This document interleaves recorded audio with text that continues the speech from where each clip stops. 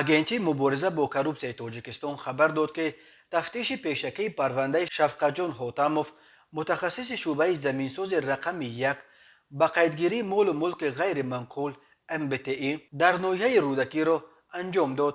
баъди тасдиқи фикри айбдоркунӣ ба додгоҳ супоридааст. ҳотамов бар асоси бандҳои в ва г қисми дуюми моддаи 247 кодекси ҷиноятии тоҷикистон ба қаллобӣ бо суистифода аз мансаб бо расонидани зарари ҷиддӣ ба шаҳрванд айбдор мешавад. маркази матбуотии агентии рӯзи 15 июн дар иттилояш гуфт, ҳотамов шафқатҷон гулмирзоевич дар вазифаи мутахассиси шӯъбаи заминсози рақами 1 ба қайдгирии молу мулки ғайриманқул дар ноҳияи рӯдакӣ кор карда даст ба ҷинояти қаллобӣ задааст. чунончи дар давраи фаъолияти корияш аз шаҳрванд ҷиҳати омода кардани шиносномаи техникӣ ва шаҳодатномаи ба қайдгирии манзили истиқоматии шаҳрванд б 5300 сомонӣ талаб намуда, баъди омода гардидани шиноснома номбурда аз шаҳрванд 1300 сомонӣ гирифта, ба ӯ ҳарчи тезтар овардани боқимонда маблағи 4000 сомониро талаб намуд. ҳотамовро дар ҷараёни чорабиниҳои фаврию тафтишотӣ баъди аз шаҳрванд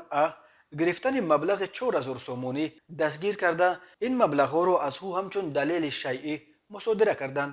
акнун бар асоси қисми дуюми моддаи 247 ба шафқатҷон ҳотамов ҳамчун муҷозот ҷарима ба андозаи аз 365 то 912 нишондиҳанда барои ҳисобҳои як нишондиҳанда 60 сомонӣ ё маҳрум сохтан аз озодӣ ба муҳлати аз 2 то 5 сол, бо маҳрум кардан аз ҳуқуқи ишғоли мансабҳои муайян ё машғул шудан бо фаъолияти муайян ба муҳлати то 5 сол ё бидуни он таҳдид мекунад.